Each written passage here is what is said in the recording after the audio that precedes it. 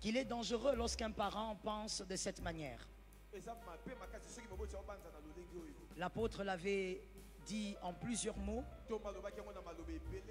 Je veux le dire en 6 phrases. Donc c'est bien d'écrire dans la présence de Dieu, dans la maison de Dieu. Oui, parce que c'est que je veux vous rappeler, c'est ce qu'il avait dit, que moi j'ai simplement mis dans des phrases. Voici ce qu'un parent ne doit jamais penser. Un parent chrétien, un parent équilibré, un parent qui aime la destinée de ses enfants. L'enfant est né par sa propre force. La force donc du parent. C'est faux. Ésaïe 66, 9 explique et en dit long. Ésaïe 66, 9. Deuxième pensée qu'un parent ne peut pas avoir. L'enfant est le fruit de mon désir. Parce que tu avais envie d'une bonne petite sexualité et donc l'enfant arrive. Ou parce que tu as décidé d'avoir des enfants. Cela est faux selon Deutéronome 32, 39. Deutéronome 32, 39. Troisièmement, une fausse pensée. L'enfant existe d'abord pour moi, le parent. C'est très faux. L'enfant existe d'abord pour mon plaisir, moi, parent. Luc 2, 49 contredit cette pensée. Luc 2, 49. L'enfant existe pour le plaisir du Père Céleste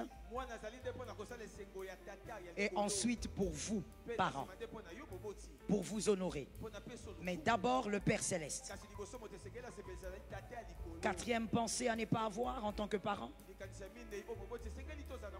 L'enfant aura la destinée que je veux lui imposer. C'est faux. L'enfant est une mission scellée qui vient vers vous. Une mission scellée que vous, parents, devrez ouvrir. Jérémie 29, 11 le dit. Jérémie 29, 11. L'enfant est une mission bien scellée. Vous devez simplement connaître sa mission et l'ouvrir. Cinquième pensée qu'un parent ne doit pas avoir. L'enfant doit absolument me ressembler. L'enfant doit parler comme moi, agir comme moi, aimer comme moi. C'est totalement faux. 1 Samuel 16, 19 nous le dit. 1 Samuel 16, 19. Isaïe voulait que David soit berger comme lui. Mais la destinée à rattraper David, c'était un roi. Tu n'es pas ton père, tu n'es pas ta mère, tu es la meilleure version. Ça tombe sur quelqu'un qui a entendu. Dis à ton voisin, tu es la meilleure version. Je suis la meilleure version. Dieu, vérité à savoir là-dessus, Dieu peut envoyer des jumeaux sur terre. Il peut même envoyer des destinées jumelées. Il peut envoyer des destinées siamois. Mais Dieu n'envoie jamais de destinées similaires. Ça ne peut pas être similaire même si vous avez exactement les mêmes dons. Même si vous avez exactement les mêmes aptitudes, ce n'est jamais la même destinée. Sixième pensée qu'un parent ne devrait pas avoir. L'enfant devrait être comme son frère ou sa sœur. Pourquoi ne parles-tu pas comme ton frère? Pourquoi tu n'es pas courageux comme ton frère? Pourquoi tu n'es pas intelligent comme ta sœur? C'est une erreur selon Genèse 25, 27. Genèse 25, 27. Retenons ceci. La même substance produit le même résultat. Si vous ne voulez pas avoir les mêmes résultats, il faudrait que la substance soit différente. La Bible dit clairement qu'Ésaü était à l'aise dans la chasse. Mais David, plutôt son frère Jacob, était un homme calme. Il préférait rester à la maison dans les tentes, à côté de sa mère. Ne faites pas de Jacob Ésaü, ne faites pas d'Ésaü Jacob. Quelqu'un n'a pas donné un amen, il a été distrait. Dis un amen pour tes enfants, tu le dis. Ne fais pas d'Ésaü Jacob, ne fais pas de Jacob Ésaü. Ne comparez jamais vos enfants, ils sont différents et c'est bien comme ça. Pourquoi tu n'es pas courageux comme ton frère? Ce que tu appelles le courage n'est pas forcément le courage pour l'autre. Laisse chacun selon sa destinée. Les 7 types des parents toxiques. Après Roua, on va reprendre évidemment les enseignements si Jésus nous prête vie. Les 7 types des parents toxiques. Tout ce que je viens d'énumérer, c'était des rappels. C'est l'homme de Dieu qui l'avait dit au fait. Moi, je les ai seulement mis en phrase. Les 7 parents toxiques. 7 types. Le premier type, l'homme de Dieu en a parlé le vendredi passé. Les parents démissionnaires. Les parents qui croient qu'il s'agit de nourrir et d'habiller un enfant. Le parent n'est pas un habilleur. Le parent n'est pas le styliste de son enfant. Le parent, il est l'éducateur et on l'avait dit le vendredi passé. Mais il y a des parents tellement démissionnaires qui laissent les enfants grandir comme des légumes. Et qui disent ce qu'ils veulent, ce qui vient dans la tête. La fameuse phrase aussi que j'avais retenue, qui m'avait beaucoup parlé, c'est cette phrase que l'homme de Dieu avait dit. Certains parents disent: on met au monde l'enfant mais pas le cœur. Là c'est une démission totale. C'est quelqu'un qui est en train de dire ce qui va arriver, c'est au-delà de mes forces. Moi j'ai mis au monde, c'est tout. Ne jette jamais l'éponge en ce qui concerne ton fils. Ne jette jamais l'éponge en ce qui concerne ta fille. C'est une destinée qui doit briller sur terre et ça priera. Ça tombe sur celui qui est derrière. C'est une destinée qui doit briller, ça ne peut pas rater de briller. Je pose la question, qui est un roi ici? Réponds avec rapidité. Qui pense qu'il est un roi? D'accord, les autres, vous êtes qui? Esclaves? Je reprends donc la question. Il faut lire la Bible. Qui est un roi ici? Le roi engendre. Si tes enfants sont des princes, ils doivent briller comme des princes. Que tes enfants brillent comme des princesses. Ça tombe sur toi, tu as la foi. Que tes enfants brillent comme des princesses. Tes enfants ne doivent pas avoir la vie d'un esclave. Ne jette pas l'éponge. Et aujourd'hui, donc, on va parler du deuxième type. Deuxième type de parents toxiques. Les parents arrogants. Très bien dit. Les parents arrogants. Colossiens 3:8. Colossiens 3:8. Selon ma version parole de vie, elle dit: mais maintenant renoncez à toutes ces choses. La colère, à l'animosité, à la méchanceté, à la calomnie, aux paroles déshonnêtes. Dans d'autres versions, injurieuses ou insultantes. Qui pourrait sortir de votre bouche? Que quelqu'un lève la main droite et dise: Seigneur, délivre-moi du mal. Jean 2, 3 à 7. Jean 2, 3 à 7. Généralement, les parents arrogants, généralement, ont été victimes même dans l'enfance ou à une période de leur vie des blessures. Ce sont des personnes très blessées. Ils ont vécu beaucoup de maltraitance. En grandissant, donc, eux aussi sont arrogants, injurieux.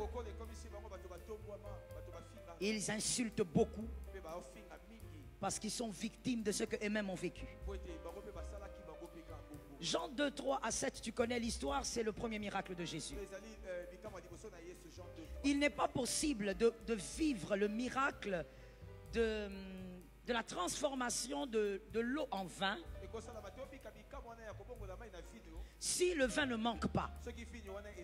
Le vin doit manquer. Tant qu'il y a le vin, il n'y aura pas de transformation. Il n'y aura pas de miracle. On ne saura pas que l'eau aussi peut devenir le vin. Ça tombe sur toi. On ne saura pas que l'eau aussi peut pas seulement devenir le vin, virgule, mais peut devenir un meilleur vin. Pour cela, le vin doit manquer. Tant que ce qui est en toi, ce qui a déformé ton père se trouve en toi, tu ne seras jamais la meilleure version de ton père. Il faudrait que tout ce qui a déformé ton père ne se retrouve pas chez toi.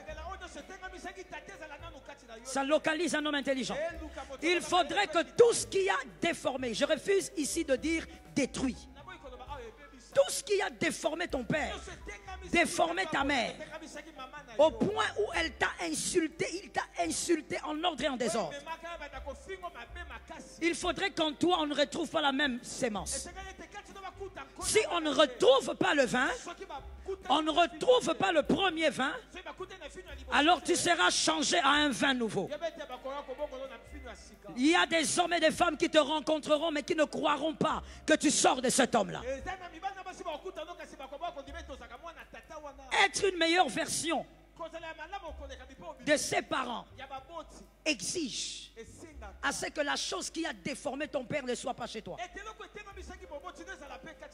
Je parle à toi qui es ici et toi qui nous suis en distanciel. Tu t'es plaint beaucoup de tes parents de leur attitude, leur insulte, leur traitement. Mais est-ce que la même chose se trouve en toi? Ce sont des moments où il faut prendre l'hypocrisie et mettre dans un trou. Tu dois être vrai avec toi-même. Est-ce que tu insultes aussi comme tes parents? Si on retrouve la même chose, tu es en train d'espérer pour rien. Commence d'abord par vider le premier vin et Jésus te fera grâce. Les insultes, j'ai dit d'où ça émanait. Les insultes créent trois types de personnes. Trois types de personnes. Vous qui avez subi des insultes pendant l'enfance, jusqu'à ton adolescence, l'âge adulte, ça continue. Voici le type de personne que tu risques d'être ou que tu es. Et je prie qu'au nom de Jésus, ça tombe par la force du Saint-Esprit. Donne-moi un amen de quelqu'un qui guérit. Donne-moi la main de celui qui n'est pas hypocrite. Premier type de personne que les insultes créent. Les insensibles. Les insensibles aux reproches. Ils considèrent que les reproches ressemblent aux insultes. Exactement. Il considère que quand tu lui fais des reproches, ça ressemble à tout ce que ses parents lui ont dit comme insulte. Conséquence, il est insensible aux reproches. Vous verrez, il y a des hommes, je sais qu'il y en a ici, il y a des hommes qui ont épousé des femmes, tu reproches ta femme, elle te regarde comme si elle était en train de faire un blackout. Elle te regarde comme si elle ne te voyait pas. Elle est insensible à tout ce que tu dis parce qu'au fait, elle a été créée par les insultes de ses parents.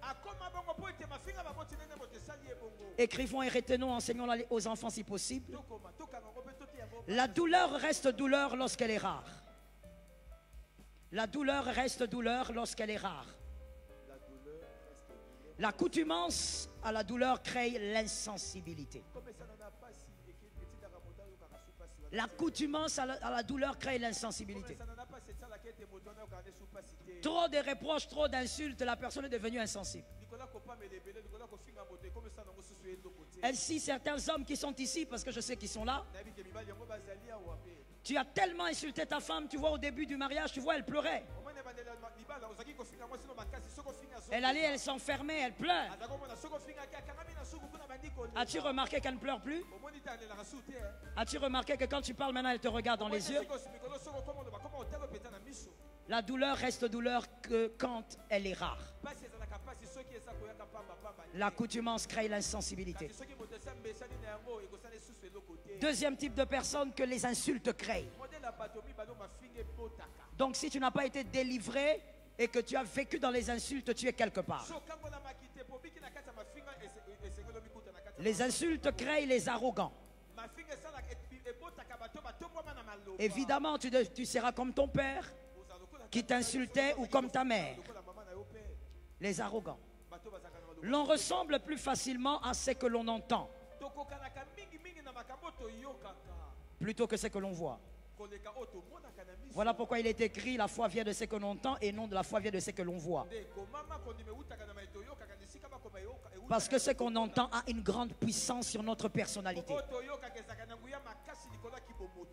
Et donc vous verrez, il y a une bonne écriture que j'aime, Jean 5, 24. Vous pouvez le mettre aussi pour ce deuxième point, Jean 5, 24. Ainsi vous verrez qu'il y a des personnes arrogantes. Quand tu lui dis tu es arrogant, il dit mais pourquoi? J'ai dit quoi? Tu dis monsieur, tu parles mal à ta femme. Madame, tu parles très mal. Mais qu'est-ce que j'ai dit? C'est parce qu'elle a grandi avec. Ce qui est normal pour elle te choque. Mais chez elle, ce n'est pas choquant. Elle a grandi dedans. Personne ne... Je veux dire quelque chose peut-être de grave, mais personne ne devient arrogant que dans la rue. L'arrogance provient généralement d'une racine plus solide. La famille. Tu rencontres une femme qui a une facilité à critiquer. Regarde sa famille. Tu rencontres quelqu'un qui a facilité à insulter. Et quand il insulte, tu dis tu as insulté, il dit je n'ai pas insulté. J'ai qualifié. Alors son père lui disait ça aussi. Je ne t'ai pas insulté, je t'ai qualifié. Ainsi cette personne a été déformée par la source. Je dis à quelqu'un, tu n'es pas obligé d'être mauvais parce que tu es sorti d'une source problématique. J'ai aimé cet amen. Ça montre que le masque de l'hypocrisie est tombé. Tu n'es pas obligé d'être un monstre parce que tu as rencontré un monstre. Refuse-toi d'être un parent injurieux. Fais attention. Je n'ose même pas imaginer. Et je lève ma main en disant Seigneur, merci pour la grâce. Comment on vit avec un homme qui insulte? Je suis marié de mon mari, maintenant ça fait 20 ans, 21 ans, Annie, 21 ans. Il ne m'a jamais insulté. Ce n'est pas pour la chair que je le dis. S'il m'avait déjà insulté, j'allais seulement me taire.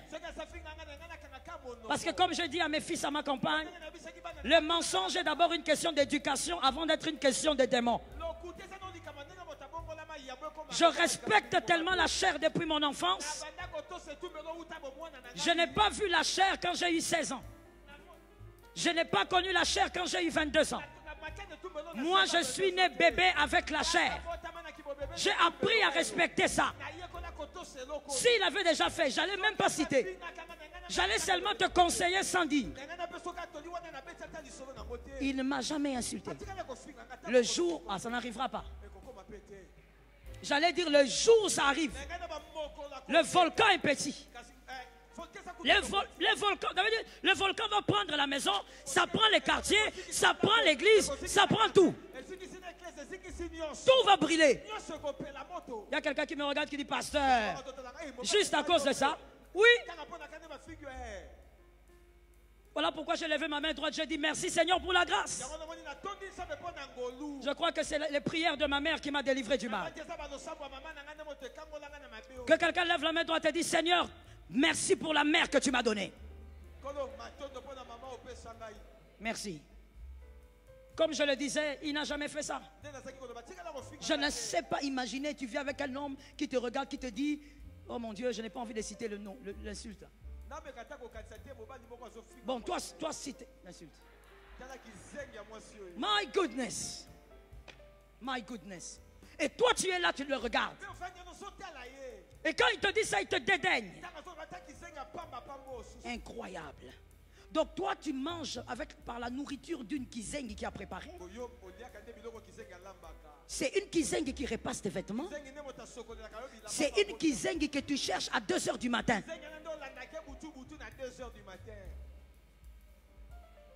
Tu deviens comme un SDF à 2 h du matin pour une kizengi.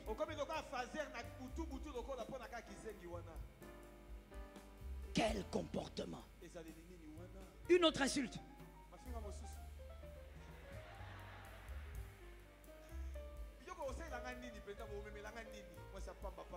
My goodness. Normalement, si on réfléchit logiquement, 1 + 1 = 2. Si la femme là et moi c'est à Pamba Pamba, tu es d'abord un homme Pamba Pamba en premier. Un homme intelligent ne tombe pas sur une femme Pamba Pamba. Et d'ailleurs, c'est toi qui l'as rendu Pamba Pamba. Tu es un mauvais leader, un faux leader. Tu passes le temps à insulter et la détruire. Un vrai leader, il prend la femme telle qu'elle est, il la façonne, il la taille, il l'encourage et il l'amène au sommet. Donne un amen normal. Je sais que c'est toi, mais il faut donner un amen. C'est pour guérir qu'on est à l'église. Comment vivre avec un homme comme ça? Donc, tu vas servir de l'eau à un homme comme ça comment? Tu vas commencer à avoir des idées de cyanure. Comment? Comment tu peux vivre avec une femme qui t'insulte, qui te méprise? S'il y a quelqu'un qui doit honorer l'époux, c'est l'épouse. Aucune femme ne doit respecter l'époux plus que l'épouse. Si toi on respecte ton mari par d'autres gens, plus que toi, tu as beaucoup de problèmes. Il faudrait que tu sois la première à donner beaucoup d'honneur à ton mari. Les gens d'insultes que les femmes sortent, c'est quoi? Maintenant, il est comment? Quand tu dis Mobali Abo, il est comment? Il est celui que tu as aimé? Il est celui pour qui tu as fugué plusieurs fois? Mais vous voyez que le fond, ce qu'ils disent, ce n'est pas forcément ce qu'ils pensent. Le problème, c'est la déformation. Pour certaines personnes, les insultes sont comme un mode de communication. Il a grandi dedans depuis qu'il a 1 année, depuis qu'il écoute. C'est tout ce qu'il a entendu. Que Jésus nous délivre du mal. 3e type de personnes que les insultes créent. Les timorés. Les timorés. Qui sont émotionnellement fragiles. Les timorés sont remplis de peur. Qui sont émotionnellement très fragiles. Qui émotionnellement sont très sensibles à toute affection. C'est-à-dire, il est vraiment en manque d'affection à un niveau extraordinaire. Et toute affection crée une sensibilité en lui. C'est le type de personne qui malheureusement, dans le parcours, risque d'avoir plusieurs ex. Homme comme femme. Il a trop d'ex.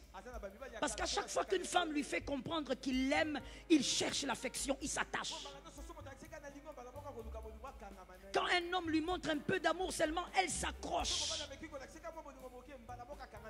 Et donc, comme vous l'avez compris, la personne est en proie à plusieurs déceptions. Ce sont des personnes, comme je l'ai dit, qui sont très sensibles à toute affection. Ce sont des personnes qui malheureusement, pas toutes, mais parmi elles, ce sont malheureusement des filles qui sont les victimes de pseudo-pasteurs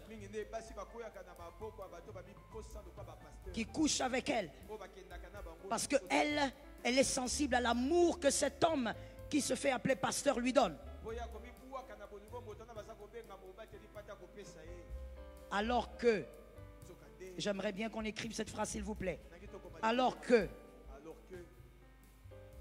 il y a des affections qui créent des infections émotionnelles. Alors qu'il y a des affections qui créent des infections émotionnelles.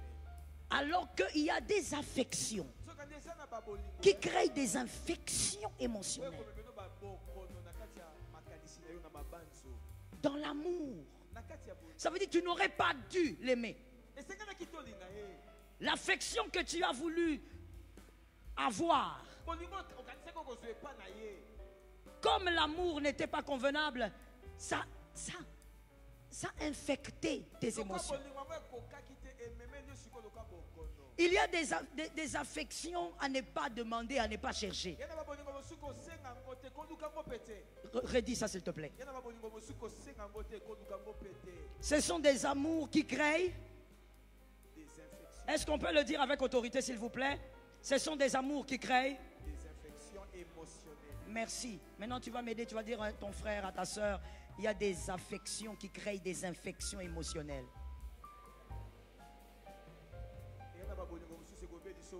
Ce sont des affections qu'il ne faut pas chercher. Je donne des exemples rapides comme ça, pour que tu ne sortes pas avec un brouillard. Aimer un homme marié, mais tu finiras par avoir des infections émotionnelles. L'homme marié, tant qu'il est marié, il ne t'aime pas. Tu es seulement un pneu de rechange très rapide.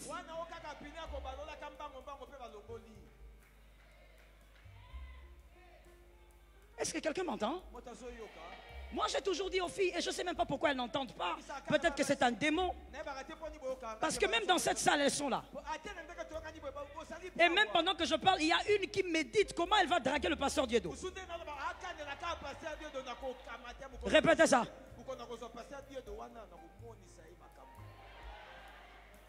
But that is true. Eh bien, je vous dis, comme mon daddy Jean-Baptiste dit toujours, à une période, il me disait, Joël, il est possible de voir sans voir. Très souvent, le danger, il n'est pas loin, il est à 0 mètre. Je ne parle pas de l'œil de Jésus, je parle de toi. Pendant que nous sommes assis comme ça, les hommes mariés sont là. Toi, tu médites. Ah, je sais à quelle heure le pasteur Flavien, il a des pains là-bas, alors je serai là le matin. Mais ce n'est pas possible. Je vais te dire une chose, mademoiselle. Peut-être que tu as l'impression qu'on te trompe. Un homme marié, s'il t'aime, il quitte sa femme. Un homme marié qui ne quitte pas sa femme ne t'aime pas. Donne un amen que tu te sois délivré. Je sens des résistances là-bas. Je vais venir chez vous si vous continuez. Un homme marié, toi tu ne dois pas dire non, maman, moi je comprends, il a des enfants. Mais attends, je vais te dire, à l'homme, Dieu a dit, aime ta femme. À la femme, Dieu a dit, sois soumise. La femme a été créée avec de l'amour. Voilà pourquoi on ne lui dit pas d'aimer. C'est pourquoi tu vas voir tout homme bizarre a aussi une femme. Et je précise, une femme qui peut se battre pour lui. Vous-même, vous êtes étonné. La femme est comme ça, elle est bourrée d'amour, elle est remplie d'amour. Mais un homme, mademoiselle, écoute-moi très bien. Peut-être que ta maman ne t'avait pas dit. Un homme masculin comme tu le vois là, s'il n'aime pas une chose, il ne va pas rester même 2 minutes. Il va disparaître. Il ira faire une deuxième, troisième maison. Mademoiselle, ton problème c'est que tu es contente d'être un pneu de réserve. On te prend facilement et on te met vite. Et puis pas n'importe quel pneu de réserve. Tu vois le pneu de réserve, il y a la voiture comme la Noah. Elle a un pneu de réserve assez particulier. Voilà. Voilà. Très déséquilibré. Vous savez, une fois je suis sorti avec la Noah, on a eu des problèmes de pneus. Et j'avais oublié d'acheter le pneu malgré qu'on me rappelait ça. Alors, mon fils descend, blanc, il prend le pneu de réserve, donc le petit bizarroïde, hein, il met. Maintenant, pendant qu'on roulait, je trouvais ça normal. Mademoiselle, écoute bien. L'exemple que je donne, c'est toi. Quand je roulais, en fait, je trouvais ça normal. Moi, j'étais à l'arrière, normal. Je suis descendu dans un supermarché. J'entre. Quand je sors, l'humiliation de ma vie. C'est là que je me suis sentie toute petite comme ça. La vilainité qui m'attendait là. Un tout petit pneu comme ça. Au milieu de nulle part. C'est ça. Toi, tu connais ça. Ça veut dire que quand je suis monté dans la voiture, mon frère, je n'ai plus parlé dans la voiture. Je suis resté nerveux jusqu'à la maison. Je me suis dit, mais comment on n'a pas acheté des pneus? C'est quelle humiliation? La vilainité de cette histoire. Mademoiselle, tu te sens bien quand il monte sur toi. Quand il te donne $100. Mais tu vois quand il est avec sa femme, quand il parle des projets de famille, tu ressembles à ce petit pneu vilain. Avec toi, aucun homme n'a de projet. Lui, il a des projets avec sa famille. Avec toi, quels sont les projets? Il t'a promis d'attacher une maison. Tu rêves. Il n'a même pas encore acheté un pagne à sa femme.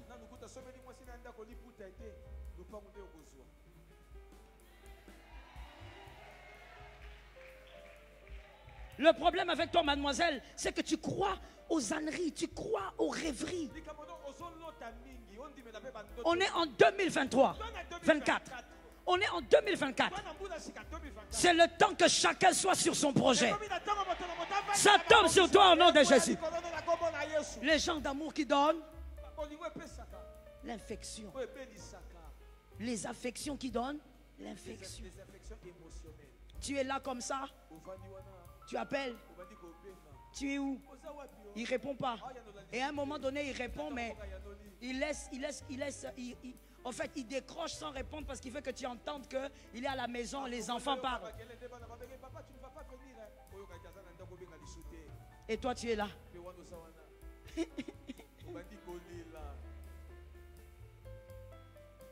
Je vais le punir. Quand il viendra ici, il va me donner autant. Quand il viendra ici, je vais lui montrer. Non, tu sais bien que c'est lui qui va te punir en ordre et en désordre.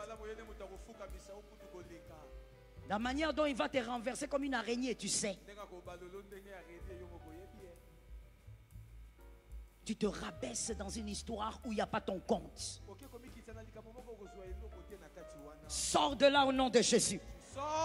Non, je vais entendre les sœurs me dire, je sors. Sors de là par l'autorité du Christ. Les affections qui donnent des infections.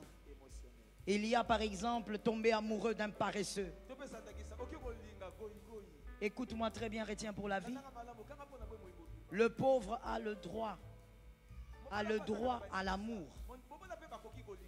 Le pauvre a le droit à l'amour. Mais le paresseux a droit à l'isolement. Le paresseux n'a droit à aucun amour. Tu vas lui donner l'amour filéo. C'est tout. Tu pries pour lui, tu l'aides s'il a besoin de 5 dollars. D'ailleurs, un paresseux ne le donne pas plus de 5 dollars. Le paresseux n'a pas droit à l'amour. C'est un paresseux. Tout ce qui sait de dormir et se réveiller. Est-ce que je peux choquer? Est-ce que je peux choquer? Vous allez remarquer que les paresseux aiment trop le sexe. Trop. Ils se réveillent le matin, le sexe. Midi. Le soir. Il pleut. Alors qu'ici à Kinshasa, que Dieu nous donne la victoire. Que Dieu nous donne un bon gouverneur. Au nom de Jésus. Ici à Kinshasa, quand la pluie commence, tu commences à protéger les casseroles et tout. Parce que l'inondation peut arriver. Mais pendant qu'elle, elle cherche à protéger, toi tu penses à attraper. La nuit.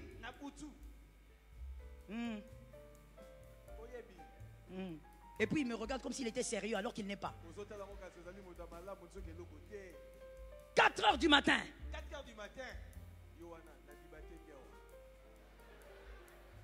Même quand il a mal au corps, tu vas entendre, il dit, tu lui dis, attends, tu es malade. Repose-toi. Non, c'est seulement la tête qui est malade. Non, le paresseux aime trop le sexe, je vous dis. Il n'a rien à faire. Et il croit que c'est normal de vivre comme ça. Comme s'il était un lapin. Il y a un problème. Le paresseux n'a pas droit à l'amour. Le paresseux, tu le regardes, tu lui dis bonjour mon frère et tu passes. Je dis à quelqu'un que l'affection que tu auras en cette saison ne crée pas l'infection dans ta vie. Fais attention aux paresseux. Est-ce que quelqu'un m'entend? En cette saison, si un gars vient te draguer pour le mariage, demande-lui quels sont tes projets. Tu fais quoi dans la vie? Tu comptes m'épouser quand? Si tu entends seulement quand Dieu le veut, pas. Pas. Quand Dieu le veut. Dieu a déjà une volonté. Toi, tu dis quand Dieu le veut à ton âge. 45 ans avec une barbe dure. Tu dis quand Dieu le veut. Non. Oh non, je compte sur les faire-part. Fuis. On n'épouse pas une femme avec les faire-part. La femme est la femme d'un seul homme. Donne un amen que tu guérisses du mal. La femme est la femme d'un seul homme. Toi, tu veux le faire part? Tu viens prendre chez moi le faire part? Ça sera notre femme. Je viens un jour chez toi, je lui dis, quitte la maison, pars. Le problème, c'est la paresse. Sois courageux. Pas des boucs émissaires. Fais tout sauf ce qui amène en enfer. J'ai entendu 2 personnes. Que Jésus te donne la victoire. Ainsi, je dis ceci. Attention à cette attitude qui détruit. Qu'est-ce qui a créé tout ça? Un parent ou des parents injurieux. Note avec moi s'il te plaît, je suis pratiquement à la fin. Les vérités à savoir sur les insultes, note ça comme un petit A. Petit B maintenant. Et dans le petit B, écrivez 1. Ces insultes rendent les familles comment? Les familles et les individus. Mais d'abord les familles. Une famille qui a subi les insultes et qui les alimente sera toujours désunie et faible. Ils seront faibles même socialement. Parce que, écrivons s'il vous plaît, les insultes créent une réalité dans votre vie. Et cela est très normal.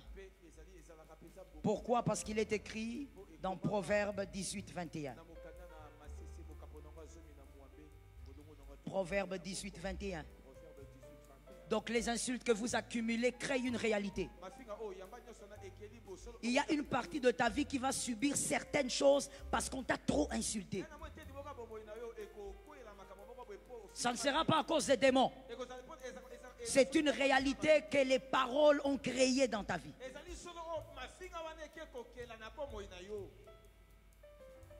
Et les insultes créent aussi cette réalité à cause de la pondération spirituelle des personnes qui les prononcent.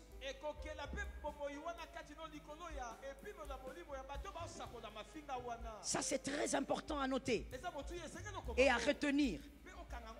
Les insultes créent cette réalité dans ta vie.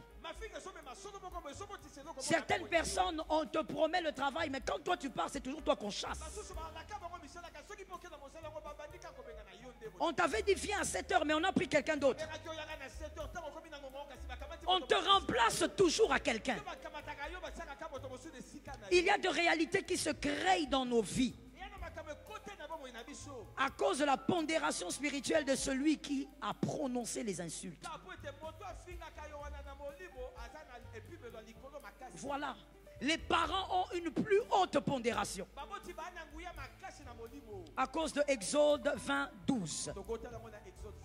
Exode 20, 12. Ils ont le code de la longévité. Quand un parent t'insulte, mon frère, ça n'a rien à voir avec un chégué, un fou ou une sœur de l'église qui fait ça. La parole a une puissance, mais la parole du parent a un pouvoir de créer un monde autour de toi. Un monde. Que Jésus te donne la victoire. Ainsi, voici ce qui se passe. Juge 6.15. Juge 6.15. Au nom de Jésus, que ta réalité ne ressemble pas aux insultes. Ça tombe sur celui qui a reçu. Au nom de Jésus, que ta réalité en cette saison ne ressemble pas aux insultes. Juge 6.15. Un homme que nous connaissons tous. Voici la raison pour laquelle, ou les raisons pour lesquelles cet homme se cachait. Lui-même, il a dit. Il dit, ma famille est la plus pauvre. Que quelqu'un me dise un. Deuxièmement, il dit, moi-même là, je suis le plus petit dans la famille. Quelqu'un d'autre m'a dit deux. Quand vous lisez vite, vous aurez l'impression que ce sont des boucs émissaires. Mais quand vous lisez profondément, en connaissant aussi le profil de Gédéon, vous comprendrez que quand il a dit que sa famille était la plus pauvre, c'est parce qu'il y a des gens qui lui répétaient ça. Il y a des gens qui insultaient, qui parlaient avec mépris. Que toi, ta famille, c'est quelle famille? Nous sommes tout un clan, mais vous êtes les plus pauvres. Notre père, c'est votre oncle, mais vous êtes les plus pauvres. Les insultes ont créé un Gédéon. Et ajouté à cela, on lui dit, tu es le plus petit. Quand tu passes comme ça, petit, tu traverses petit. Et ce qui me fait rire, et je sais que nous, en tant qu'Africains, on le comprend bien. Et l'Africain appelle petit jusqu'à la mort. C'est ça, mon frère, c'est ça. Ça veut dire que il t'appelle petite. Tu étais toute petite là. Tu as des seins, petite. Tu te maries, petite. Tu fais 4 enfants, petite. Vous savez, ça semble rien, mais ça conditionne les pensées. Tu deviens un prisonnier de ce qu'on t'a dit. Gédéon se sent petit. Et ajouté à ça, il sait qu'on est pauvre. Un ange qui vient, il lui dit, nous sommes pauvres. Je veux rappeler à quelqu'un une chose qu'il connaît. Le pauvre est faible. Il est très limité. Mais il n'est pas petit. Le pauvre n'est pas forcément petit. Il est faible. Il a beaucoup de limites. Mais être petit, ça c'est faux. Car la grandeur n'est pas cachée dans n'est pas cachée, disons, je veux dire ça autrement. La grandeur ne dépend pas du lieu où on est né. Ça ne dépend pas du lieu où on habite. Ça ne dépend même pas des entrailles qui vous ont sorti. La grandeur dépend de la destinée que Dieu a écrite pour votre vie. Ça tombe sur toi, c'est gratuit. Voilà pourquoi Dieu prend les grands, il les cache dans des petits décors. Dans des petits décors. C'est comme ça que Jésus, pour nous enseigner, il est né dans la pauvreté. L'or est venu, mais c'est venu après. Il va naître dans la condition la plus simple. Parce que la grandeur peut être cachée dans la pauvreté. Quelqu'un est venu dire à Gédéon, tu n'es pas petit, parce que toi on t'a tellement insulté que tu crois que la pauvreté équivaut à la petitesse. La pauvreté n'équivaut pas à la petitesse. On peut être pauvre mais on est un homme grand. La chose qui va faire à ce que tu sortes de la pauvreté, tu vas le dire à 3 personnes, mais localise bien les visages. La chose qui fera que tu sortes de la pauvreté, c'est la découverte de la grandeur qu'il y a en toi. La découverte de la grandeur qu'il y a en toi. Un seul pantalon, mais tu sais que tu es grand. Une maison façon, mais tu sais que tu es grand. Tu t'es marié difficilement, mais tu sais que tu es grand. Tu manges une seule fois par jour, mais tu sais que tu es grand. Les insultes ont défini Gédéon. Il fallait quelqu'un d'autre pour redéfinir Gédéon. J'ai dit à une personne, tu dois briser la réalité des insultes dans ta vie. Le mur que les insultes ont créé, tu dois briser ça au nom de Jésus. Ce qui vient des insultes doit tomber. J'ai entendu 2 amens. J'ai entendu 3 amens. J'ai entendu 4 amens. J'ai entendu 5 amens. Le mur qui s'est élevé, la réalité qui s'est créée, parce qu'on a trop insulté. Tu brises ça toi-même aujourd'hui et tout de suite. Tu dois savoir que ce qu'on a dit de toi, si tu le vis, ça dépend de toi. À l'âge que tu as aujourd'hui, pas des boucs émissaires. Ne dis pas que tu es ce que tu es parce que tu n'as pas eu de mère. Il y a des gens qui sont orphelins et qui ont reçu gravement plus que ceux qui ont des parents. Dis à ton frère, je fais tomber les boucs émissaires. Parle un peu avec autorité, mon frère. Dis à quelqu'un d'autre, je fais tomber les boucs émissaires. Non, mon père n'a pas payé les études. C'est pas grave. Travaille, cherche l'argent. Lorsque tu en auras, tu vas rentrer aux études. Ce n'est pas un problème. Le diplôme n'a pas de retard. Tu me donnes un amen, tu entres dans un couloir. Où est le retard? Il n'y a pas de retard. Tu sais pourquoi très souvent les enfants quand ils vont à l'université, ils ont des points médiocres? Parce qu'ils vont avec beaucoup d'inconscience. C'est papa qui veut que j'étudie. Mais quand tu vois quelqu'un qui a femme, enfant, il distingue souvent.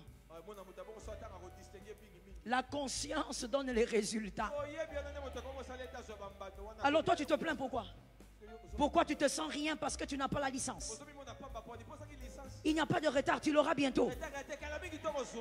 Est-ce que quelqu'un m'entend bien? Maintenant, mais quelque part, let me say something. quelque chose d'étrange. Tu sais, quelque part, Dieu t'a fait du bien. De toutes les manières, Dieu fait toujours du bien. J'ai entendu deux amens. Dieu fait toujours du bien. Peut-être au vivant de papa, tu allais aller à l'université avec 2000 francs, 1000 francs. Papa cherche le transport avec beaucoup de souffrance. Mais là, tu vas te battre. Tu vas travailler. Tu vas produire. La grâce va te donner des ouvertures là où les forts ne donnent pas. Tu vas acheter ta voiture. C'est la prophétie de qui même? Tu vas aller à l'université avec ta voiture. Quand tu sors de l'université, tu entres dans ta voiture. Si papa était là, tu n'allais pas vivre ça. Est-ce que quelqu'un entend? Je veux tuer la chose qui est en train de te tourmenter. Je suis en retard. Je n'ai pas fait les études. Tu vas les faire en ordre. Et tu vas réussir gravement. Est-ce que quelqu'un m'entend? D'ailleurs, laisse-moi te dire, c'est une beauté. Dis avec moi, c'est une beauté. Parle avec autorité, c'est une beauté. Lorsque ton fils sera licencié, toi aussi tu portes la torche. Vous devez vous célébrer la licence. Ah oui. Et je vais te dire, ton fils n'oubliera pas que papa est un modèle de détermination. Ah, je déclare au nom de Jésus, tu vas accomplir ce que tu n'as pas su accomplir. Écoute, le mur des insultes, tu vas le briser avec deux choses. La première, n'oublie pas que l'écrivain de la destinée n'écrit pas les petites destinées. We bless the name of Jesus. L'écrivain de l'histoire, il n'écrit pas les petites destinées. Il n'écrit pas les petites histoires. Quand Dieu écrit, l'histoire va épater, des débuts jusqu'à la fin. Quand Dieu écrit, on saura que ça, ce n'est pas un homme. Ce ne sont pas seulement les études, mais c'est la main de Dieu. Le Dieu qui a écrit ton histoire a écrit une histoire glorieuse. Ton histoire est glorieuse. Quand quelqu'un te regarde, il te dit que toi tu es petit, il faut lui dire, mais tu ne sais pas d'où je sors. Je n'ai pas commencé dans le ventre de ma mère. J'ai commencé avant le ventre de ma mère. J'ai commencé à exister avant. Et celui qui m'a créé, il a écrit une glorieuse et grande destinée. Est-ce que quelqu'un m'entend bien? Tu dois commencer par dire, je ne suis pas idiot. Je ne suis pas faible. Je ne suis pas petit. Je ne suis pas pauvre. Je suis une glorieuse destinée. Ça tombe sur tes enfants. Tu dois te rappeler de qui a écrit.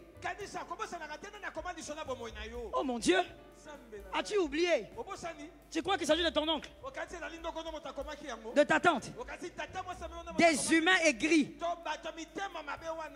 Voici ce que j'ai vu sous le soleil.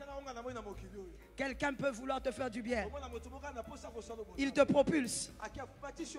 Et lui, quand il te regarde, il commence à jalouser son produit. Sous le soleil, il y a ça.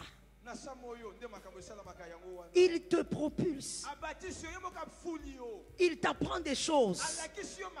Mais c'est lui qui va jalouser son propre produit. Mais je connais quelqu'un. Je connais quelqu'un. Je ne sais même pas si tu le connais aussi.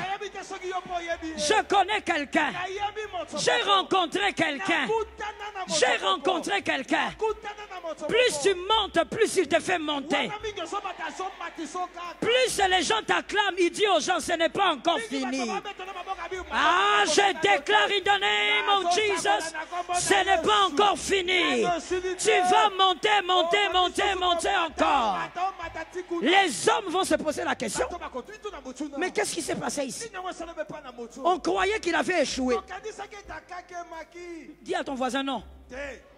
Dis à 3 personnes non, non. Vas-y, sois un peu dynamique. Dis à une autre personne non. Ce que Dieu avait fait. Reculer Ah, déclare-les avec autorité. Reculez. Tu vas sauter au nom de Jésus. On t'a vu derrière les brebis. Ils seront étonnés. Tu seras dans la maison royale. On va te dire, qu'est-ce que tu fais ici? Toi, tu sens les brebis.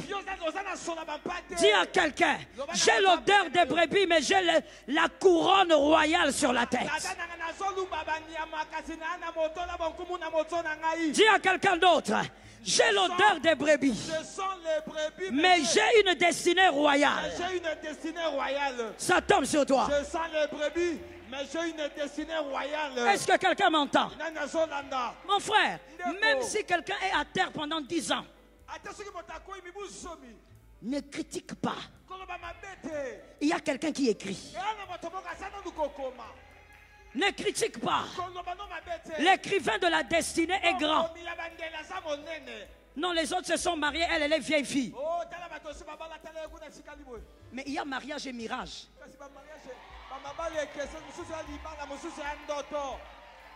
Il y a mariage et mirage. Ce qui arrive à quelqu'un en cette saison, que tu sois homme ou femme, les autres se sont mariés, mais ton tour, Dieu est en train d'honorer toute une famille. Ha! Ils ne sont pas venus. Je dis, lorsque quelqu'un critique ta lenteur,